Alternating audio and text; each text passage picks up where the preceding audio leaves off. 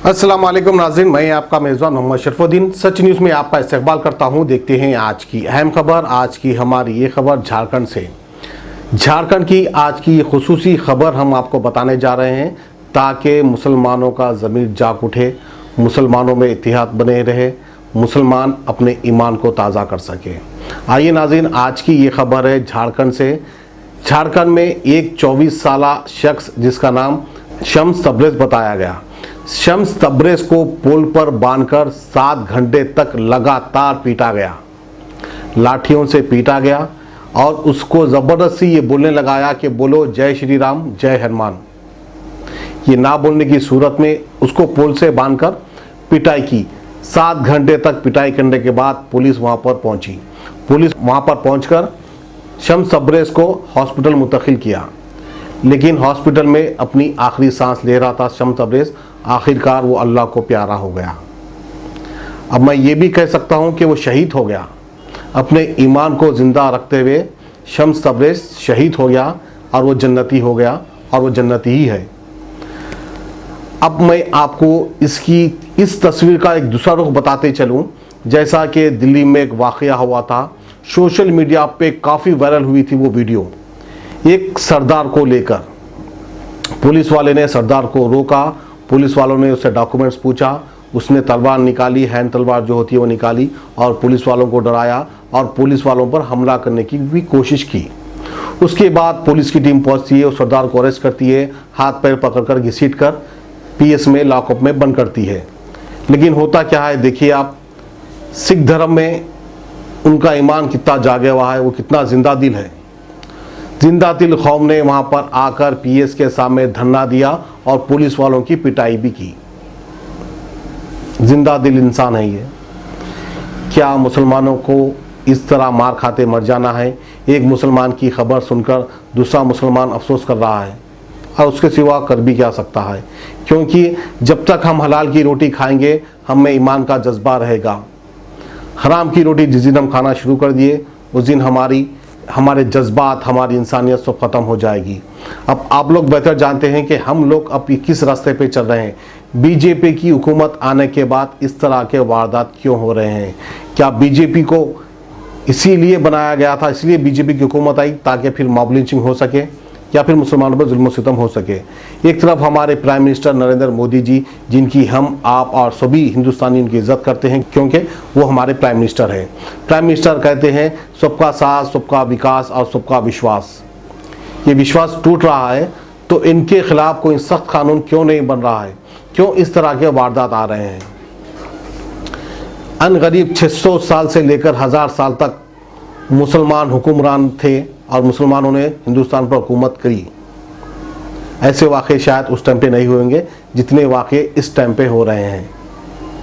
खैर, आखिर में एक ही बात कहना चाहूँगा हमारे हिंदू भाइयों से भी कि हिंदू, मुस्लिम, सिख, ईसाई सब मिलकर रहें, इत्तेहाद रखें ताकि हमारा देश का नाम अच्छा हो सके और हम ज़्यादा से ज़्यादा हमारा जहन तरक्की की ओर बढ़े, उन्नति की ओर बढ़े। यही हमारे देश का मकसद होना चाहिए। बहरहाल शम्स तबरेज़ जो कि 24 साल नौजवान था, वो अल्लाह को प्यारा हो गया, वो शहीद हो गया। ऐसे वारदात दोबारा पेश ना आए, हम उसके लिए तैयारी करके रहें, होशियार रहें, इंसानियत को बरकरार रखें। आइए देखते हैं अफसोसनाक खबर। बोल भाई, बोल जय श्री राम बोल, जय श्री राम। आओ तोरा बोल और एक बार बोल बे बोका, जय श्री राम। और एक बार बोल जय श्री राम। जय हनुमान बोल, जय हनुमान। और एक बार बोल, जय हनुमान। अभी बोलो, अभी बोला बे, क्या करना है था बोका चला? सही सही बोल रहा हूँ। उधर से हम लाइफ में नहीं बोल रहे। नहीं, देखिए, ये इस तरह के मॉब लिंचिंग के वाक़यात ये नहीं रुकने वाले हैं। मैं पहले भी कहा हूँ, आज भी कह रहा हूँ, ये नहीं रुकने वाले। इसलिए नहीं रुकने वाले हैं क्योंकि बीजेपी ने एज अ पार्टी ने और आरएसएस और उनके तमाम ऑर्गेनाइजेशंस ने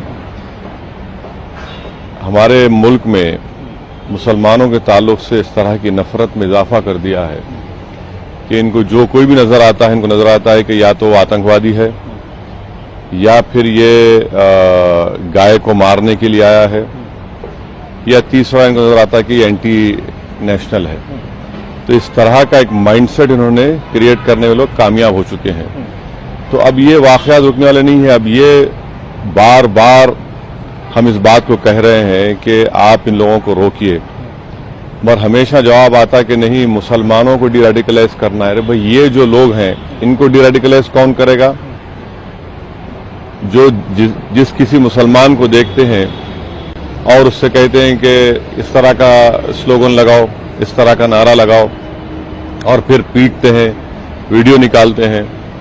2014 से 19 तक इतने वाकयात हुए, अब फिर शुरू हो गए और ये ख़त्म नहीं होंगे। तो ये उसी वक्त ख़त्म होंगे जब ऐसे ऑर्गेनाइजेशंस के ऊपर जो सरकार है बीजेपी की, वो अपनी कॉन्स्टिट्यूशनल ड्यूटी को निभाए। वो उस ड्यूटी को निभाने में नाकाम साबित हो रहे हैं। और एक एग्जाम्पल दिया जाता है, इसको जस्टिफाई कहते नहीं, वो स्मगलर था, वो चोर था। भाई मान भी ले रहे, चलिए था वो, किसने इख्तियार दिया आपको किसी की जान लेने का? सरकार है ही नहीं है, रूल ऑफ लॉ है ही नहीं है। क्या ये मुल्क चलेगा रूल ऑफ लॉ से, या फिर किसी की आस्था पर चलेगा, या फिर कोई खुद कानून मिलेगा? तो ऐसा हो तो विजिलेंटी ग्रुप मुल्क को चलाएंगे। ये तो मुल्क के लिए ठीक नहीं है, ना मुल्क के लिए ठीक है, ना हमारी इकोनॉमी के लिए ठीक है। हर एतबार से हमारे मुल्क के लिए इस तरह के वाकयात नुकसानदेह हैं। प्रधानमंत्री न्यू इंडिया बनाना चाहते हैं, प्रधानमंत्री महात्मा गांधी के 150 साल मनाए जा रहे हैं, तो क्या ये सब वाकयात से मनाएंगे हम? कौन सा न्यू इंडिया बनाए जाएंगे हम जब इस तरह के वाकयात रुकेंगे नहीं? अब A1 टाउनशिप चिविला और मोइनाबाद के दरमियान मेन रोड से 1.3 किलोमीटर आबादी से लगा हुआ तमाम डेवलपमेंट के साथ जहां आप अपना घर बना के रह सकते हैं, जो है बिल्कुल बिल्कुल बिल्कुल आबादी से लगा हुआ। 4 लाख में 100 गज का plot, drainage, electricity, footpath, BT road, college, bus stop जैसी तमाम सहूलियतें दस्तयाब हैं। आपका ये छोटा सा इन्वेस्टमेंट आपका और आपके बच्चों का मुस्तकबिल बदल सकता है। मजीद मालूमात के लिए हमें कॉल करें। Address pillar number 235 opposite fisheries department, Rajendra Nagar, Hyderabad. Contact 7799603838।